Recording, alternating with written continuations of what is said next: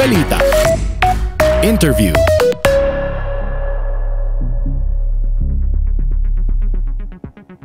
Ito ang ating interview serye kung saan hinihimay at tinatalakay ang mga mahalagang paksa na may kinalaman hindi lang sa ating universidad, kundi pati na rin sa bayan.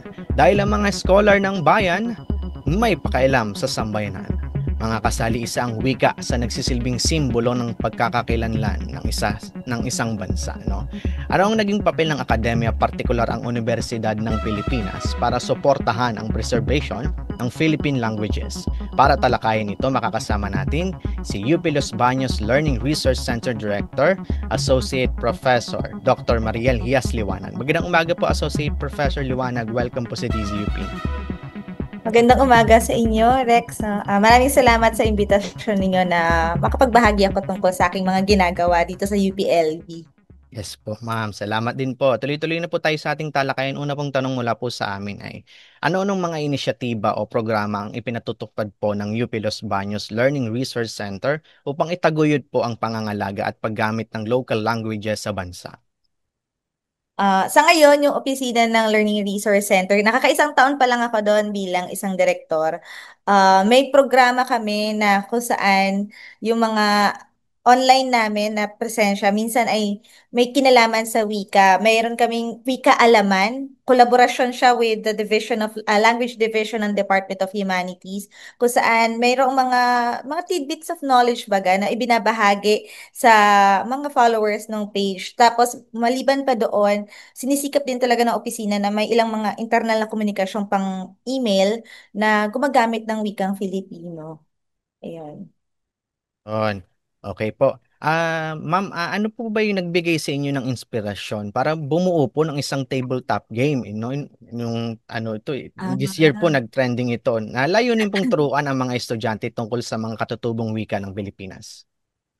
okay. Yung dinevelop ko na tabletop game ay galing sa disertasyon ko nung nakaraang taon. Tapos, ang motivasyon na tatlo lang naman eh. Lagi ko sinasabi. Una, syempre, nandoon yung bilang isang guro. Kasi dito sa UPLB, hindi naman lahat may gadget. Hindi lahat ay kumbaga hindi lahat ng classroom ay mayroong well-equipped na mga technology. So parang ako at the same time, paano ko ba ibabahagi yung mga malalalim na usapin hinggil sa direkta at indirektang mga salik sa kung bakit namamatay, bakit nabubuhay, bakit nagde-develop, bakit umuunlad ang isang wika. Doon ko naisip na saan yung tabletop siya gawin. Tapos, ikalawa, syempre, nandoon din yung diwa na nag-aaral ako ng wika. Nagtapos ako ng UP, dyan sa UP Diliman ng MA Linguistics na 2015. Malaking bahagi ng pagkakahubog sa kung paano ko tingnan yung mga wika, lalo na particular yung mga wikang katutubo natin. Malaking bahagi talaga yung degree at yung programa ng Departamento ng Linguistics. So, doon, no, syempre, nag-field work, may mga fieldwork, merong mga basic masses integration, may mga nakikita kang mga bagay na mga maliliit na obserbasyon. Wala siya usually sa pananaliksik ng linguistics na tuon ko noon kasi structure ng language yung tuon ko. Pero yung mga maliliit na obserbasyon na yun yung nagtulok sa akin na parang, okay, baka pwede ring pag-usapan natin, no? Bakit nga ba namamatay yung mga wika? Bakit may umuunlad? Bakit may mga dying, ika nga? At bakit mayroong mga thriving? So, yung mga salik na mga kinakwento ng mga komunidad na napupuntahan ko, mga socio-political na mga dinaranas sila. Yun yung isang malaking bahagi doon sa tinatawag na karapatan, linguistic human rights, no? Yung mga karapatang pantao sa wika. So, yun yung nagtulak sa akin. Tapos, syempre, yung ikatlong motivasyon ko, natingin ko pareho din sa mga kasalukuyang estudyante. Ganyan, mahilig akong maglaro na video games, tabletop games. So kung ako nga nag-enjoy ako sa ganoon, sa tingin ko itong mga to patok din tong anyo or forma na ito sa mga estudyante. So yun yung tatlong salik or tatlong punto kung bakit motivasyon ko pala kung bakit ko dinevelop yung tabletop game para sa aking disertasyon. Mhm. Dr. Liwanag, follow-up lang po. Ano po yung naging reception nitong mga target participant po natin dito po sa tabletop game po na ito? Masaya ba sila? Dun sa, Ganito? oo. Ah, Actually, lately ko lang din nakita talaga yung pangmahabaang ano niya, impact niya sa estudyante. Kasi, syempre, nung niran ko yung prototype, mas particular doon sa klase namin yung mga tanong ko at yung feedback nila. So, syempre, masaya sila kasi laro. No? Ikalawa, yung mga usual na material namin sa pagtuturo, halimbawa readings, mga video, yung mga ganoong anyo ng material panturo nasa anyong laro siya. So, para sa kanila ay kakaiba ito, no? Kumbaga, parang break siya doon sa usual routine nila na may reading sila, saka kami magtatalakayan, etc. And, lately lang din, nung medyo pinag-uusapan siya ng mga tao. So, may mga lumalapit sa akin mga dati ko estudyante na dating naglaro nung prototype version. Tapos parang tanda pa rin nila hanggang ngayon na, ma'am, ganyan yung nilaro ko. Ito yung role ko noon. Tapos tanda ko pa kasi ganyan-ganyan. So, nagbabahagi sila ng mga insights pa rin nila no, doon sa klase. Malaking bahagi din yung paano huhubugin ng laro. At least, no, ng kahit pa paano kasi di namin sila mailabas for field work or anything eh. Paano nito huhubugin din yung kamalayan ng mga estudyante hinggil sa mga socio-political na mga salik kung bakit ganoon yung nangyayari sa mga wika na katutubo natin. Mhm. Doktor, batay po sa inyong karanasan, ano ang nagiging epekto sa isang komunidad kapag nagsisimula na pong mawala o mamatay yung kanilang native languages? Sa totoo lang, sa realidad, no, magandang pag-usapan na napakalaking factor or salik yung willingness ng isang komunidad na panatilihin yung wika niya. Kasi kahit sabihin mo pa may mga panlabas, pero ang lakas din ng hatak ng panlabas eh. No? Kung malay yung komunidad na kailangan niyang paunlarin yung wika niya, ayokong gamitin yung term na preserve. Kasi kapag preserve, ibig sabihin as is lang. Pero kapag sinasabi mong paunlarin, ibig sabihin, papaunlarin mo siya in such a way na magagamit mo na siya sa iba't ibang domain, hindi na lamang siya usapin ng sa bahay, hindi na siya gamit lang sa bahay, sa school, ginagamit na rin siya sa kunwari, agham, teknolohiya, etc. So, yung willingness talaga ng isang komunidad, napakalaking factor nito para manatili, no? Ang pagpapaunlad doon sa isang wika.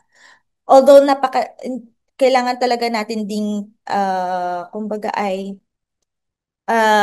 kailangan din nating, ang tawag dito, i-recognize, no? Kilalanin, napakalakas talaga ng hatak ng ibang mga wika, no? Halimbawa, English, na may kinalaman doon sa trabaho, oportunidad, etc. No? Pero yun nga, magandang ibigyan din, napakalaking bahagi talaga ng komunidad. So, ibig sabihin, lalo na kapag may institutional support, no? May suportang institusyonal, mga LGU or yung mga national agencies alongside the community's willingness to preserve the language. Yun, malaking factor yun eh kung bakit may mga umuunlad na mga wikang katutubo natin. Mhm. Doc, ano po ba yung mga nakita po nating pangunahing hamon na kinaharap sa pagsusulong at pangangalaga nga po ng mga wikang Filipino sa digital age at globalized era? Tingin ko, una, kailangan nating matanggal yung ideya na pagbabangga doon sa mga wika. Kasi may tendency na gano'n, lalo na pag buwan ng wika. Nakikita ko may pagbabanggaan ng Ingles, wikang Filipino, mga wikang katutubo. Siguro magandang hindi na muna natin sila pagbagait kasi magkakaiba yung mga function nila, yung gamit nila. Syempre, kinakailangan mo ng isang lingua franca sa mga pandaigdigang usapin. So, syempre, nandoon yung mga banyagang wika. Pero at the same time, malay ka na kailangan mong paunlad. Pwede naman yun eh, na sabay-sabay mong ginagamit at pinauunlad itong mga wikang alam mo. May mga pananaliksik naman, mga scientific studies naman na nagsasabing ang isang tao kaya niya talagang mag-maintain ng dalawa o higit pang wika. Ang tanong, papaano niya ito gagamitin, no? Kasi doon mo patuloy na mapapaunlad din yung wika eh. So, yun. Ikalawa, siguro, yun nga.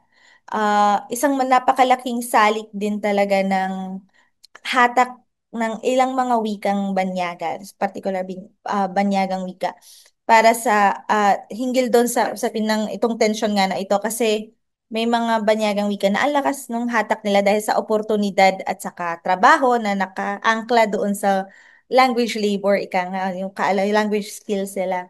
So, isa yan isang nakikita kong trend, no? Kasi may ilang mga magulang na hindi na talaga rin nila gustong ituro pa yung wika nila, susong wika nila or mother tongue nila sa mga anak nila kasi nakikita nila na ay may mas oportunidad yung anak ko kung marunong siya ng ganitong wika instead na yung alam ko, etc.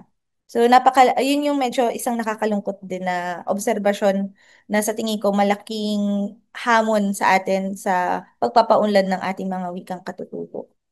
Mhm, mhm. Ito Doc, given that we have challenges na may mga hamon talaga, anong papel ang maaaring gampanan ng mga estudyante at mga guro upang matiyak po na patuloy na mabubuhay at uunlad po ang ating mga wika?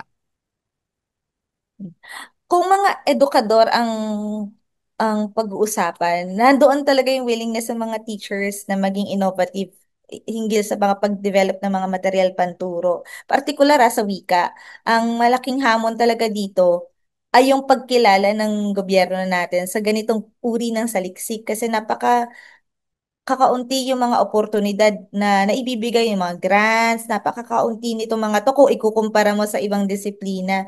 So, doon mo kasi makikita din kung gaano kaseryoso ang pamahalaan sa pagpapatupad ng mga polisiyang pangwika kapag talagang meron kang sapat na budget para sa ganitong uri ng mga saliksik, no? Sa humanidades, social sciences, etc. Malaking bagay yan para sa mga guro kasi kumbaga ay andyan na yung resources, tapos nandyan din yung willingness sa mga guro na mag-develop ng mga material panturo pangwika. Ayun, no? Yun yung isa. Ikalawa, kung sa mga mag-aaral naman, isang malaking ah, tingin ko ay makakatulong na yung mga estudyante kasi later on sila din naman yung pupunta sa iba't ibang industries eh. Ang magiging hamon doon, paano mo pauunlarin yung industriya mo gamit ang mga wikang katutubo na mayroon tayo. Kasi nga may tendency na lalo na pag ibang disiplina, nakakiling talaga sila sa Ingles, no, bilang banyagang wika, bilang wikang lingua franca ng akademya. Pero magandang tingnan din natin yung alternatibo na uh, kumbaga sa kanya-kanyang field ng mga tao, mainam na naipapaliwanag natin yung mga inobasyon na ginagawa natin gamit ang mga Filipino at ang mga wikang katutubo. Kasi halimbawa, kung magbibigay na lang siguro ako ng magandang example. Tiyak na example. Halimbawa sa agrikultura, yung mga inobasyon natin sa agrikultura, mainam na naipapaliwanag natin siya sa mga wikang katutubo o sa wikang Filipino. Kasi sino ba ang makikinabang ng mga inobasyon natin yan? Mga magsasaka, diba? So, ganoon may ganong hope ako na later on kapag yung mga estudyante sila ay nasa kanilang mga field na kaya nilang ipaliwanag, no? Kaya nilang gawing accessible yung mga ginagawang pananaliksik at saka ng akademya sa iba pang sektor ng lipunan. Mhm, mhm. Ito Doc, paano mo naman nakikita ang kinabukasan po ng wikang Filipino sa kasalukuyang setup po natin at ano-anong mga hakbang ang sa tingin mo ay pinakamahalaga po upang mapangalagaan ang mga ito? Mm. Una, nakikita ko ngayon na ang mga guro, ang mga mananaliksik at saka yung ah, mga mag-aaral ng mga wika, meron talaga yung parang kumbaga ay unsaid solidarity, no? Lalo na ngayon sa mga hamong pampulisiya na may kinalaman sa wika, may ilang mga grupo na talagang nagpo-push sila, no, na panatilihin nating kumbaga ay isulong pala rather yung mga wikang katutubo at saka wikang Filipino. Halimbawa niya yung tanggol wika. Lalo na ngayon sa napapanahong issue na 'di ba tinanggal yung mother tongue based multilingual education. So may ganoong hatak din talaga ngayon para mag-organisa in solidarity yung mga guro, edukador at saka mag-aaral ng wika. Ikalawa, sa tingin ko magandang oportunidad to para palawakin pa kung ano yung maaaring gamitin ng wika. So, halimbawa sa community organizing, pag pinag-uusapan natin yung mga isyong panlipunan, 'di ba, usapin ng sahod, dahil kung ako yon, dahil na ako ay manggagawa, sahod, trabaho, karapatan, paano mo ipapaliwanag itong mga ganitong usapin, no? Paano natin gagawing mas bukas sa mas maraming tao yung mga usaping nasyonal na may kinalaman sa apektado tayong lahat. Tapos ikatlo, yun nga, yung trajectory na mas gagamitin siya sa iba't ibang disiplina, iba't ibang, kumbaga ay bahagi ng lipunan kasi doon mo makikita talaga na umuunlad, pautay-utay man, umuunlad ang isang wika. Yun lang po. Mhm, mm. Ito bilang panghuli, Doc, ano po ang nais niyong iparating na mensahe sa mga kabataang Filipino tungkol sa pagyakap po at pangangalaga sa mga native languages ng bansa? Ah, sa tingin ko, no, isang hamon sa mga kabataan ngayon, kunwari, ito, napakaliit na bagay siguro, yung pagsulat ng thesis.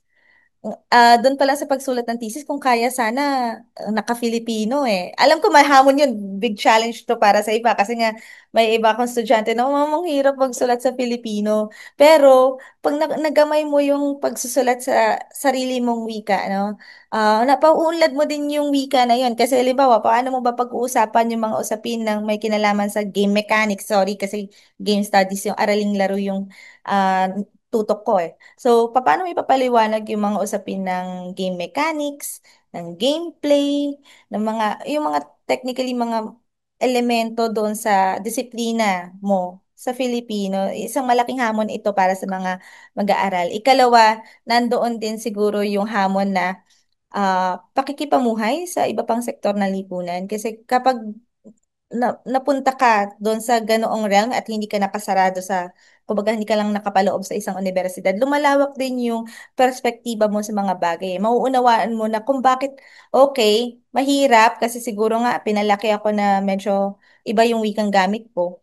Magiging malay ka doon sa ideya na kailangan ko paularin din yung paano yung wikang gamit ko sa komunikasyon kapag nakikipag-usap ako sa ibang tao.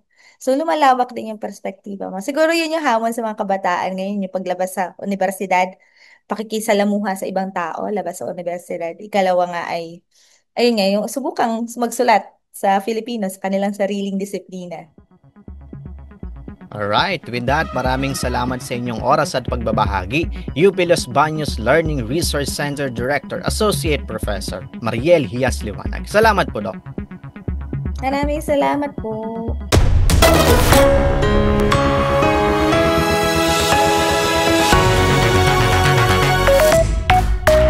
DZUP Balita.